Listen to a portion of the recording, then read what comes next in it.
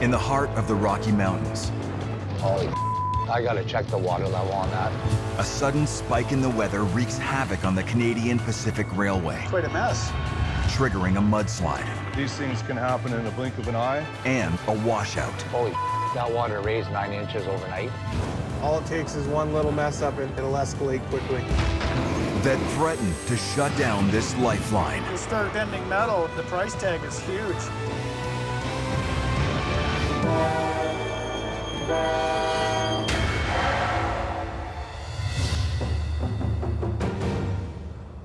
Carved into the rugged passes and deep canyons of British Columbia lies the backbone of a country. The people who laid this track fought for every mile, some paying with their lives.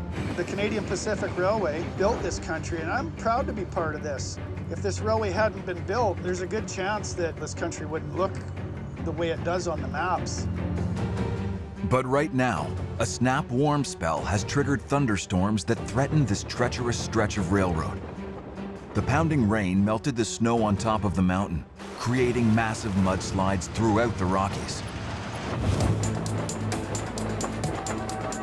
For engineer Geordie Hunter, today's delivery will be no ordinary journey. I've punched slides with the trains, we've hit rocks, I've had close calls, but being an engineer is the pinnacle of my life.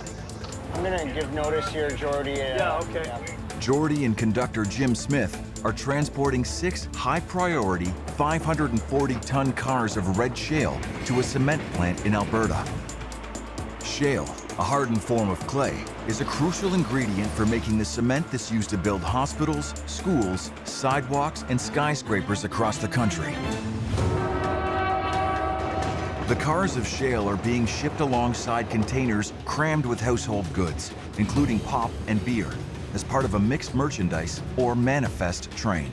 I've been accused of using the word sexy and manifest in the same sentence. I have to say that the sexiest trains out here are manifest trains. And manifest trains are trains that have box cars, tank cars, flat cars, just about anything you can imagine that rolls on rails. Some of that stuff is really old, but it's beautiful. So we'll look after the brewery's beer. Yeah, we gotta look after the brewery's beer. But the beer isn't what keeps Geordie up at night.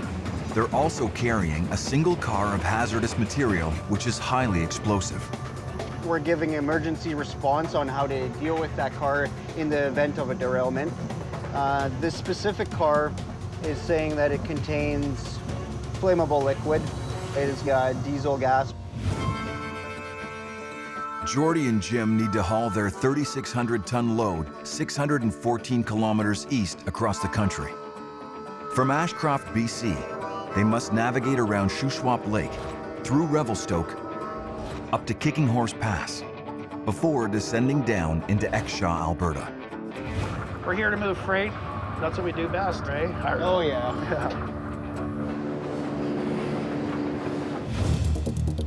In the mountains, Who's on the other side PKing trains? Roadmaster Chad Deschamps and his team in Revelstoke are battling floods to make sure Geordie and Jim don't get delayed, or worse, derailed.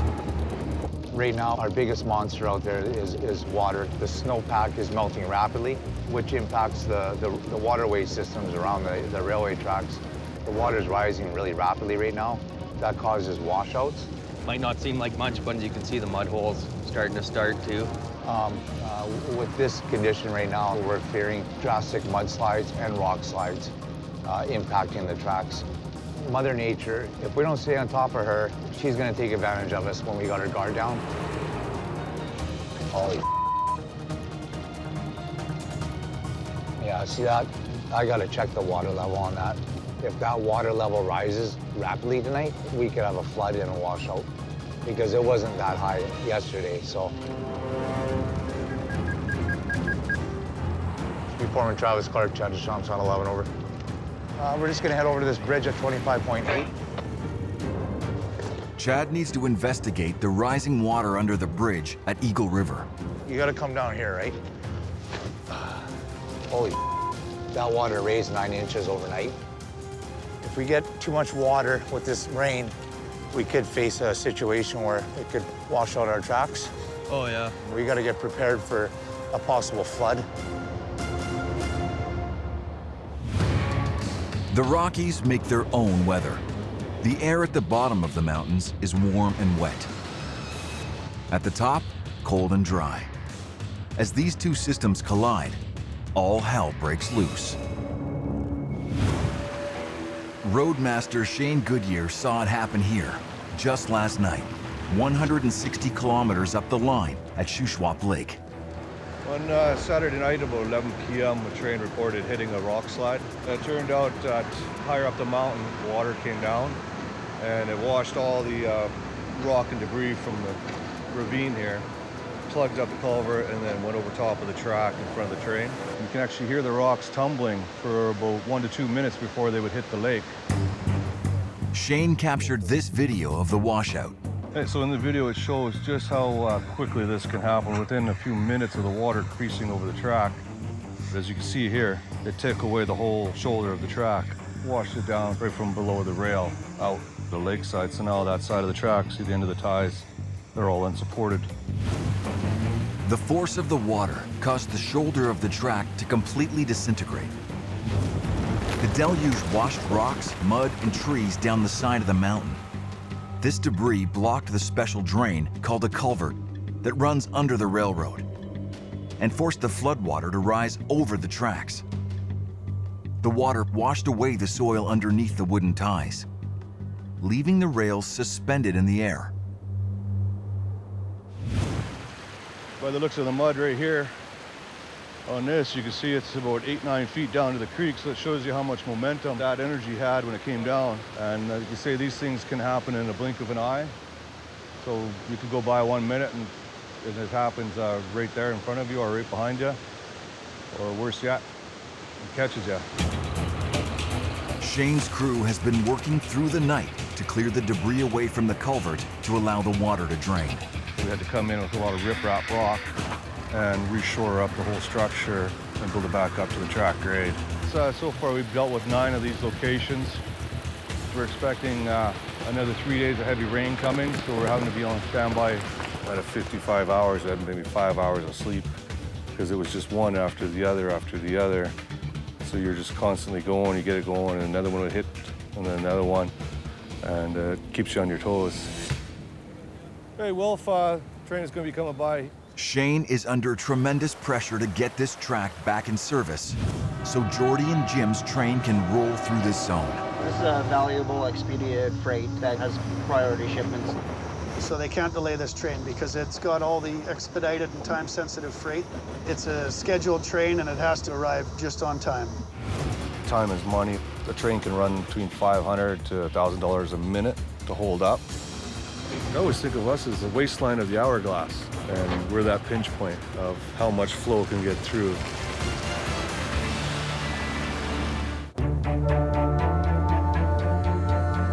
On the edge of Shuswap Lake, A few feet up into the ravine there, so you can see how the washout erodes the banks up ahead here and takes that material and deposits it down here. Roadmaster Shane Goodyear is struggling to get the track back in service after a mudslide obliterated it. Mother Nature's always in control. No matter what you can try to do or plan.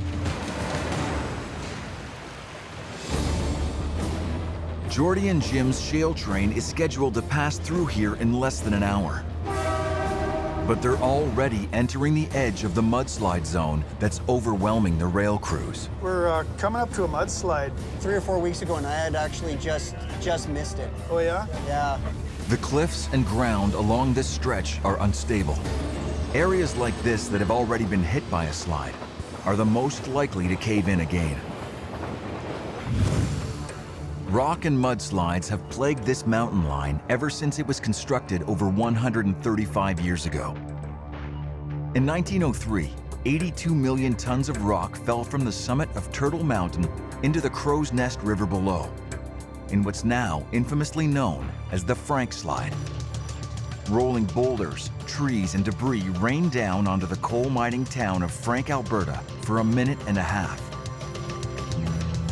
The slide killed 90 people and annihilated 2 kilometers of the railroad that had to be cleared one boulder at a time.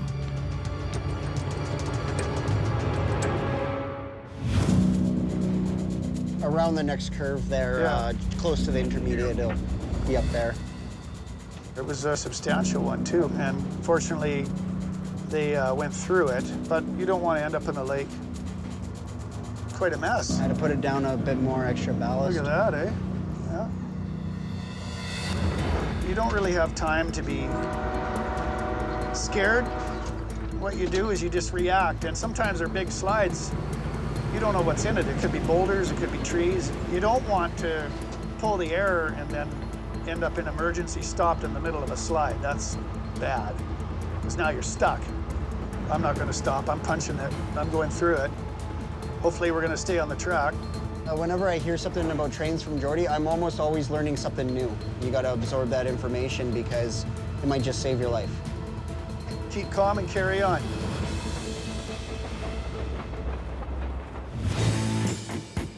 "2,500 kilometers east of the Rockies, in Ontario. The Ontario Northland Railway shuttles crucial supplies to remote communities that lie between the towns of Cochrane and Moosonee. You want to make that joint? Just make sure MJ's still clear. Yard foreman Jay Faldine and his crew are battling bone-chilling temperatures to load up a critical shipment of prefabricated houses to send north. Whereabouts are you, Taylor? I'll go down for the cut here and shed one.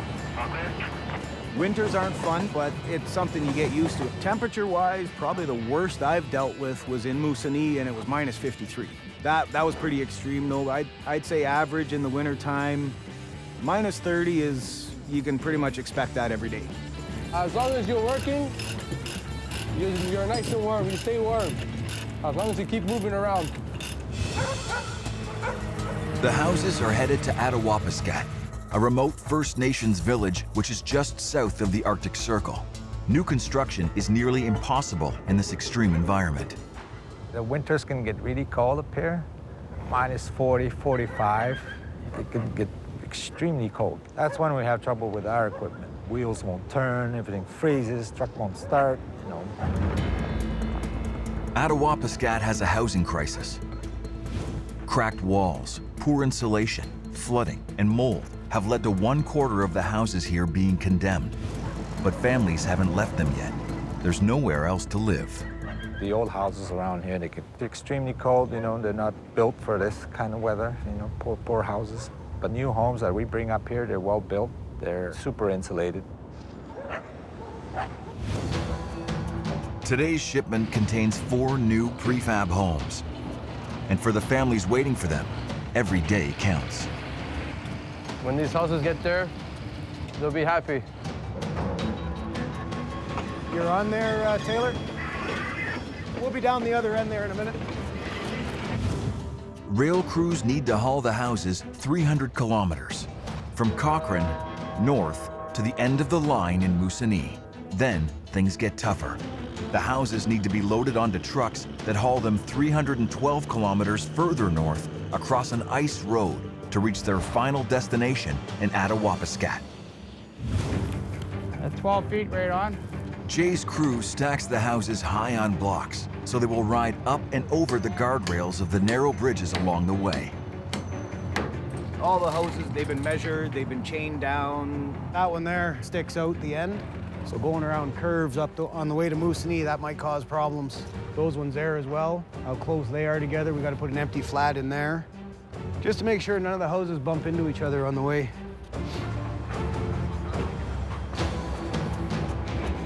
When we get going at good speed, they'll rock back and forth, and they got to keep an eye, make sure nothing gets a little cockeyed on the flats, because that would be one heck of a mess if one of these fell off. We're just putting the last one on there now. Then all of them will have the right spacing in between them. Locked and loaded, the houses head north.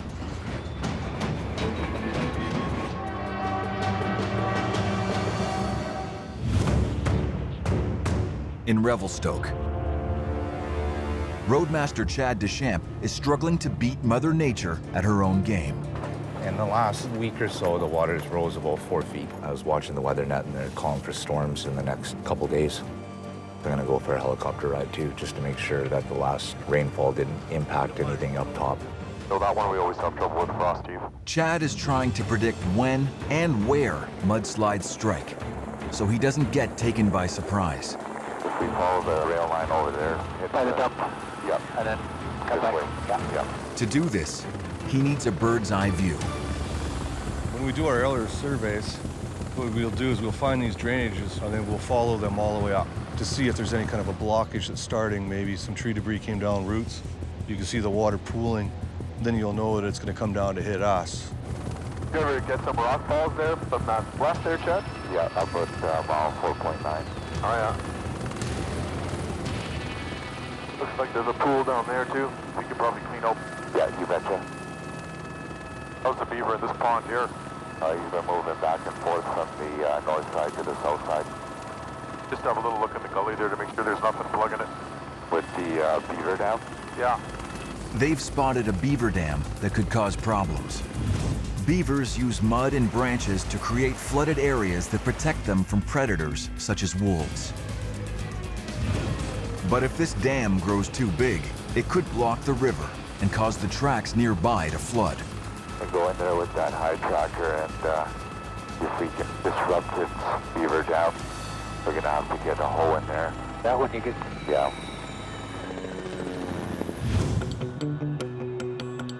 At Shuswap Lake, The train is going to be coming by here in 1 or 2 minutes. Roadmaster Shane Goodyear has the track back in service. So now we've cleared the track there. A few minutes earlier, we have our first train coming, and he should be coming through this tunnel here within 1 or 2 minutes. A 754 west, approaching 25 mile per hour slow. The slide is Yeah, just the up here. slide is just up here, around this curve here. You don't run through them every day. Yeah. No, you don't see those every day. Well, it feels good, and that's basically what we're here for, right? We got to overcome these challenges. Now you know these guys can travel through here safely and go home at the end of the day unharmed.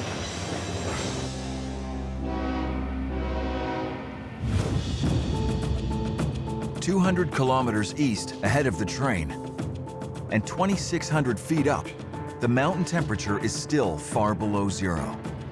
We're at mile 19 right here, and we're about to get on track to change the rail.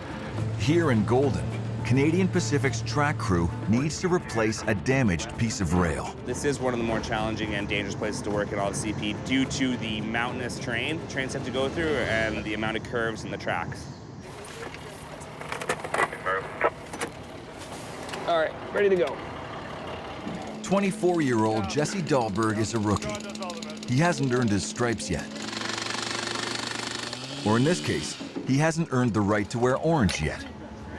Yes, they refer to me as the green vest. Supposed to have it on for 1 year, and then I graduate to the CP orange vest. I'm very eager to get out of this green vest, get a little bit more respect from the guys, maybe. To earn that respect, Jesse has to do the toughest jobs, good old-fashioned manual labor.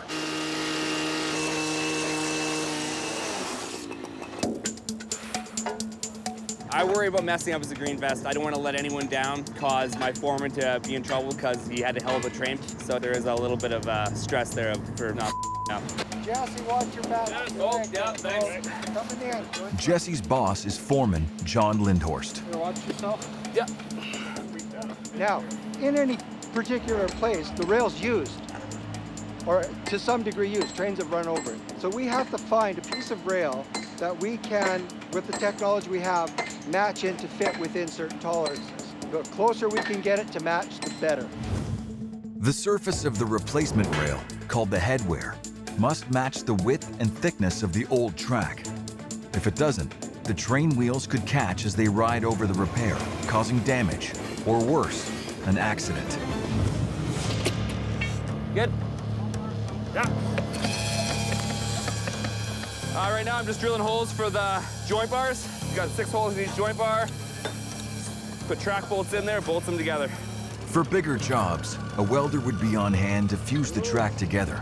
But for single track replacements like this, they connect the pieces using a metal bar called a joint bar. Give it a little love tap maybe. There we go. The joint bar must sit flush to the new piece of track to hold it securely. So on the other side, let's hit this one here. We gotta hit this part down a little bit. But there's something wrong. Just trying to get the joint bar on there properly. It's not sitting quite right. I've never seen that like that before. I'm not 100% of what the problem is. That's why I'm the rookie. We got 19 minutes. Well, we got a new set. That's a new bar. In Golden, I'm just gonna put the nut on the end. Jesse and the crew are struggling to replace a broken rail. That's it for that one. The steel joint bar that attaches the new section to the existing rail won't fit properly. Take it off, take it off. The rail has been transposed, which means that it's been moved from one side of the track to the other. The wheels have deformed the rail to a degree, and you have to grind that deformation off in order to get the bars to seat properly and hold correctly. The replacement track was chosen because the headwear matches the existing rail, but they salvaged the rail from used track. Its outside edge has been worn down by passing trains. The deformation isn't easy to spot, but it's enough to prevent the joint bar from sitting flush under the new rail. So we gotta take this off. They have no option but to tear the joint bar off and grind down the deformed replacement track. This is something you gotta watch for. Anytime you get transposed rails, you have to get bars.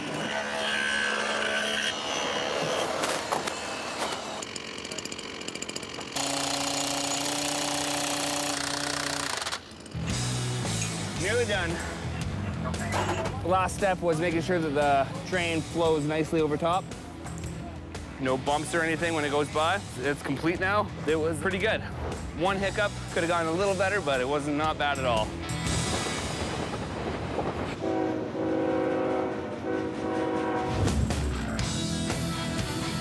Halfway across the country, engineer Sean Mills is in the hot seat of the Ontario Northland train.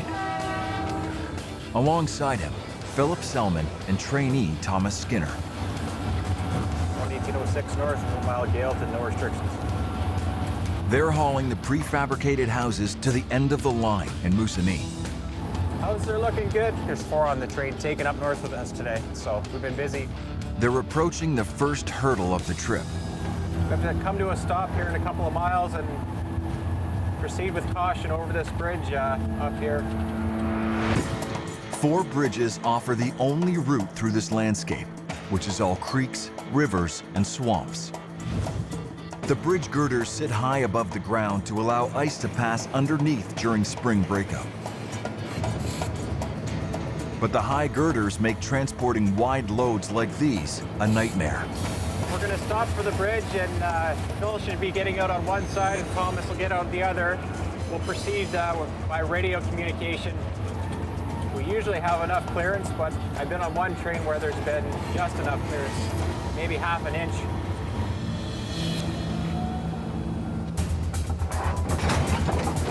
You still have room, but if you're gonna hit this, let me know, we'll stop her.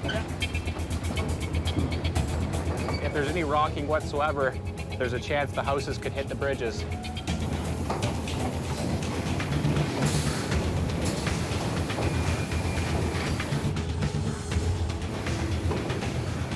All look good so far? And they're clear. 1 bridge down, 3 to go.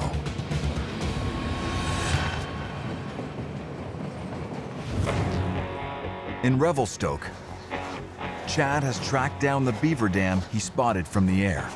Well, this is the prime suspect here. This was a problem that was causing the stagnant water. A single beaver dam can redirect an entire river, flooding hundreds of acres. Unchecked, this one could grow, blocking the waterway and submerging the nearby tracks. We have had previous floodage. It would wash away the shoulder. So I want to get on it now before it gets to that point. Jeffy, I'll show you over here. I take the grapple and just loosen it up a bit. I gotta watch out for the wires. Chad's called in a 10-ton truck equipped with a grapple to remove the dam. As soon as I get set up, I want you guys to watch for power lines. Somebody's gonna keep an eye out that I don't clip them. It's a big truck on a small road, so lining up the grapple with the dam won't be easy. Cut it hard! To make Chad's task even more difficult, one of his guys is a no-show. Oh.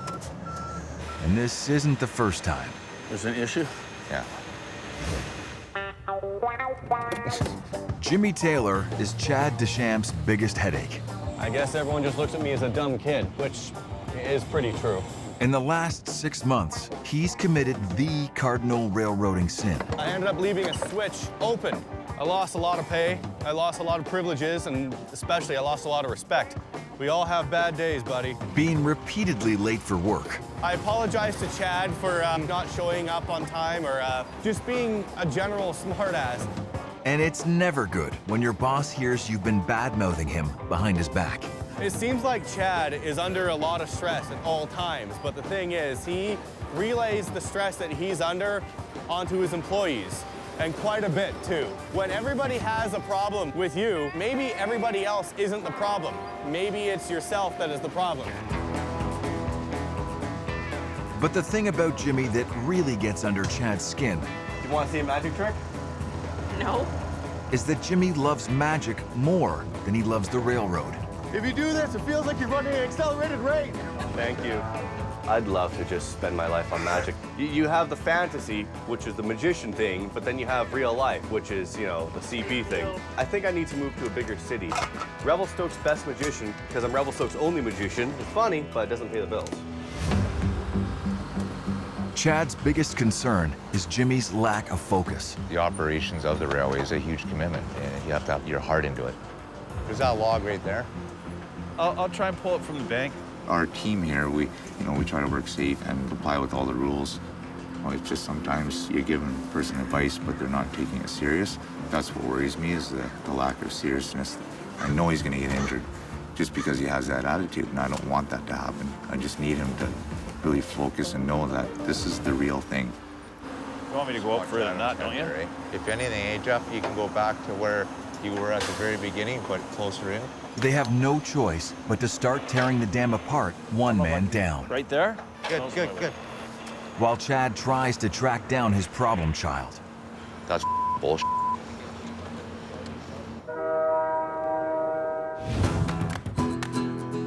"140 kilometers east. Jordy and Jim roll clear of the mudslide zone. Rule A is always wave to the kids. It changed my life. When the engineer or the conductor waved to me, it was like meeting God. We got someone up here, they might wave, let's see. This is the best part of the job.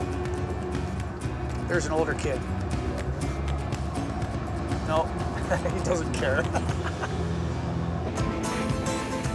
I love working with Jordy because he loves trains. He's crazy about trains. He loves trains. FDN stands for a frickin' train nut. He's one of them, kind of. No, I'm just, a proper term would be foamer. Foamer, yeah. I'm a foamer. Yeah. Foamer, as in foaming at the mouth for trains. He's a foamer. The thing that attracts me to this job is everything. It's the size of the equipment, it's the power of the equipment, it's just the total assault on the senses of sound and sight, and it's even got its own smell.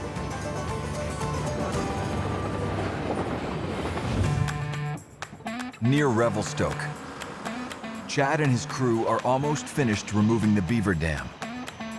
Legs up, boom down. Yep. Jimmy finally shows up for his shift, but not in time to save his skin. After the job is done, Chad pulls Jimmy off-site to have a talk. Absentees. Yeah, I've shown up late many times. I believe my running count is 5. Yeah. Which is nowhere near acceptable.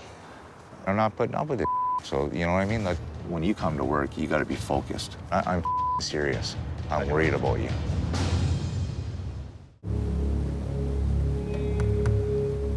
After suffering months of bad behavior from Jimmy, Chad has had enough. I'm worried about you. I don't care about the soap opera stuff around here. I care about your well-being. I care about you working safe. And that's the bottom line. You might think I'm stern, you might think I'm a tyrant, but this is the real deal here. Because if you get injured, I have to live with it for the rest of my life. My best friend got killed on the railway. A long time ago, my best friend was unfortunately crushed by a piece of equipment, and he was pretty proud to get a job with the railway. He's watched me, and we were good friends, and he's seen what the railway done, you know, employed me, and he wanted to be one of those people. And unfortunately, he's gone.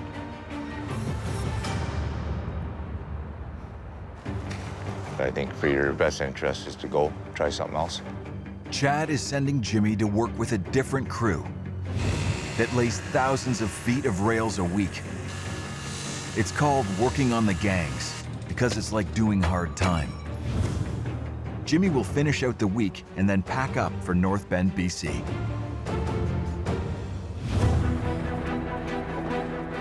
As they pull into Revelstoke, it's the end of the line for Jordy and Jim. While they rest up, All right.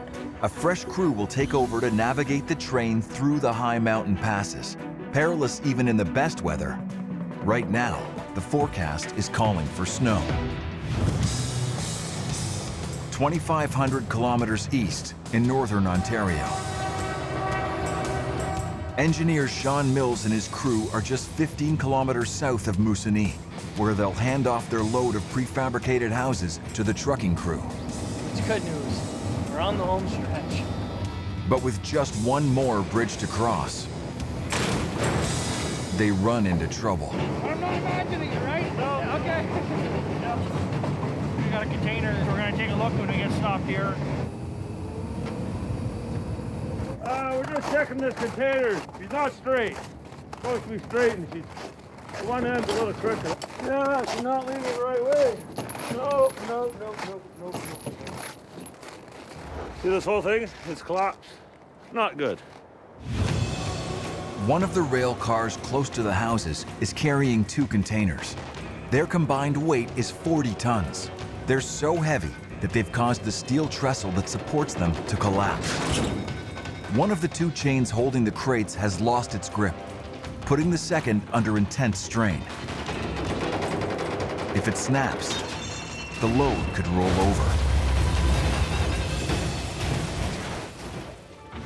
Hello, Sean? It's got a metal frame collapse on the cart. We're going to tighten the chains up on the one side, and we should be able to get it into Moosonee anyway.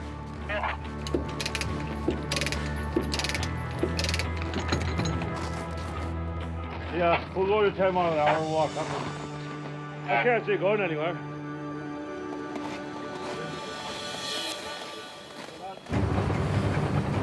And it's flattened right out. Like if it wasn't for the jacks there for the truck, it would have fell right to the ground, flattened the steel right out. If we didn't have the big dimensional houses on and had the guys go and check at the bridges, we would have never noticed that. If it did fall off, it could have definitely derailed the train. Could have been disastrous. So I think it's a good thing that those houses were on there today and we were checking it out, that's for sure. We have to proceed the rest of the way into Moosonee at restricted speed.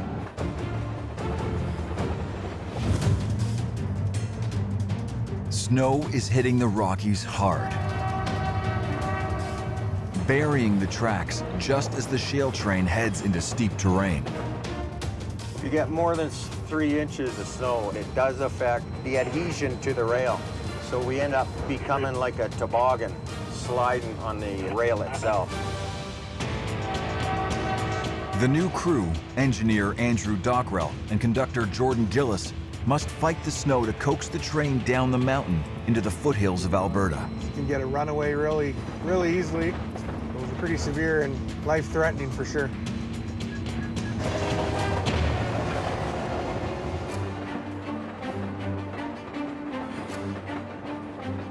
The whole way up leads to this part of your trip right here. The downslope here is 2.5%. It's one of the steepest rail descents on Earth. It's not an ordinary train ride down this hill. You gotta be on your game and expect the worst and pray for the best. The key to navigating a slope like this, in the snow, is to gain control of the descent before it even starts. I have to keep an eye on brake adhesion, and if I'm not on top of it, we can pick up quite a bit of speed and increase in a matter of seconds. so I have to apply a couple extra pounds air brake or more dynamic brake. Each locomotive that powers the train is fitted with dynamic brakes. But these aren't enough to stop the fully loaded 3,600-ton train. So each rail car has its own set of air brakes. Air tanks, pressurized to 100 pounds per square inch, power all these air brakes. A pipe distributes the compressed air along the length of the train. Constant air pressure keeps the brakes off. A lever allows the driver to release air from the system, activating the brakes on each car, slowing the train down.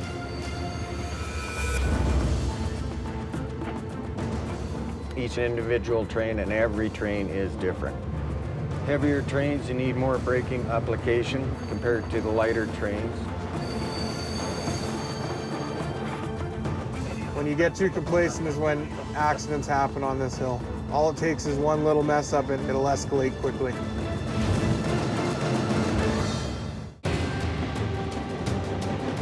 Andrew and Jordan's 3,600-ton train is dipping into a legendary steep descent through a whiteout. It's steep. With our tonnages that we're hauling on long trains, things can get out of hand. It takes great skill knowing how much braking force to apply to keep the train wheels gripping the icy tracks. So we have to be 100% focused going down this hill. If we're not, we could run a ways.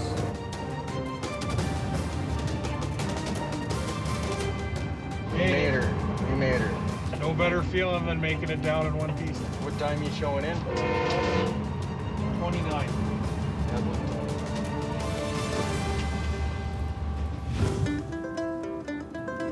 In Revelstoke, I'm heading out to the gangs. Jimmy is packing up to go work on the steel gangs, laying railway track. Honestly, I know where Chad's coming from. He's given me a lot of helpful and useful advice, and I'll take it to heart.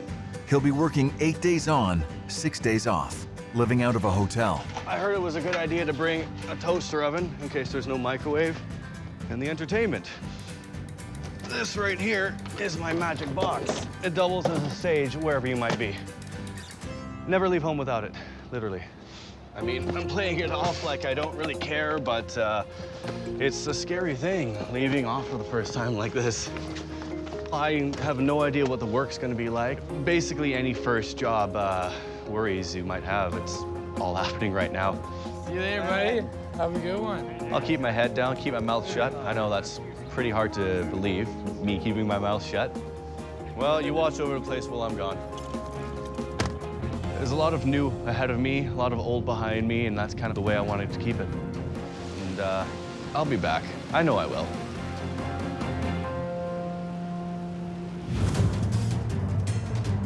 Near Kicking Horse Pass, Andrew and Jordan face the last hurdle.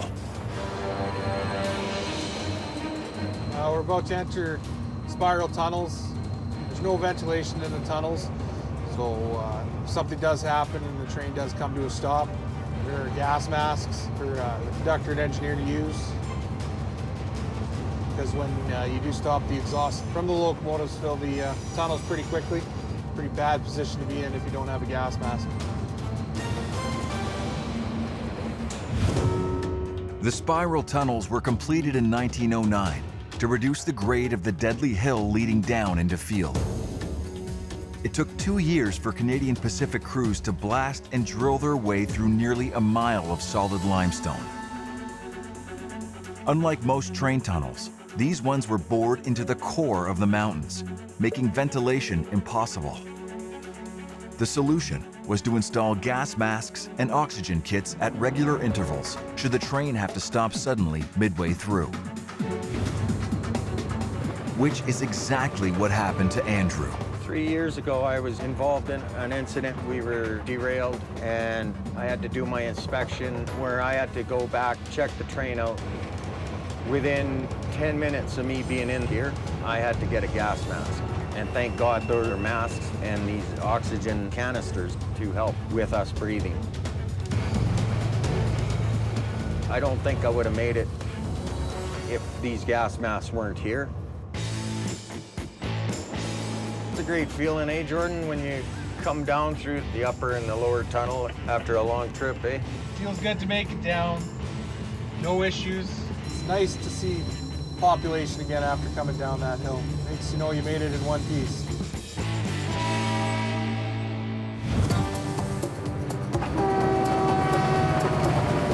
In Ontario, Made it to Moosonee. This is the end of the line for the houses for us. Sean and his rail crew made it to Moosonee intact and in time to hand off the houses to the trucking crew. Cover it on the joint. That'll do. Good joint.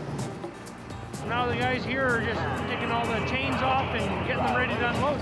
The houses need to reach Attawapiskat by day's end. The 312-kilometer journey will take 5 hours by ice road. That's if nothing goes wrong. We're getting some fuel so we don't run out of fuel. Nice to have a full tank just in case something happens on a winter road. The trucks might be idling all night or whatever. Good to have extra. I'll just check the back. Ice road trucker Jim Wesley heads up the convoy. The drivers stay in touch with each other via radios. Everybody's in a mad rush too to get all their freight right now. The surface of the ice road is roughed up regularly, but the more traffic that passes, the smoother it gets. And on a sunny day, it's like a skating rink.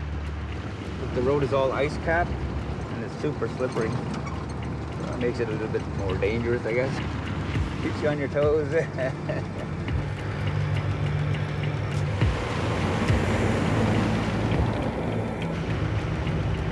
There's a pickup truck in the snowbank just up ahead here.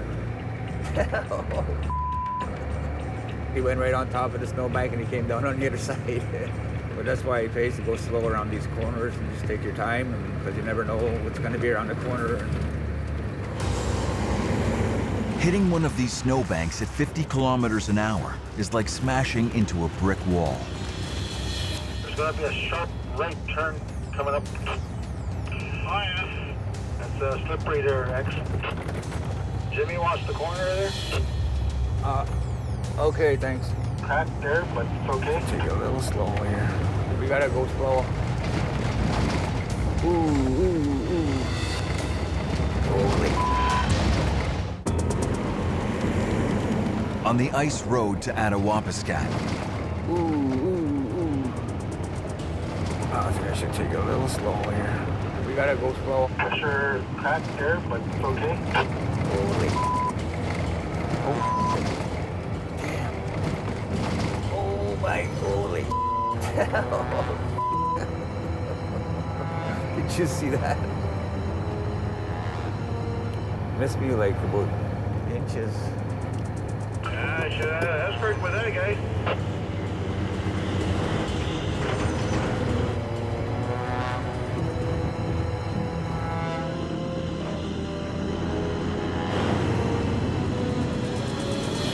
Made it across. It's a little heavy there, but we made it. After an arduous 5-hour journey, the new houses finally arrive in Attawapiskat. Houses have come on a journey. They've come first by train, then on the ice road, and here they are. They found their new home.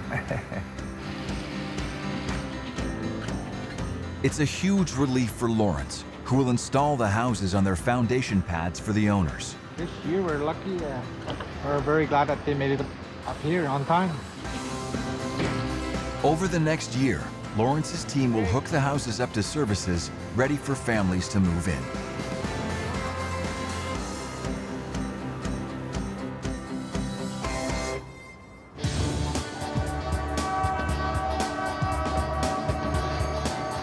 Andrew and Jordan's train is leaving the foothills of the Rockies behind and closing in on its final destination. Our ship's done.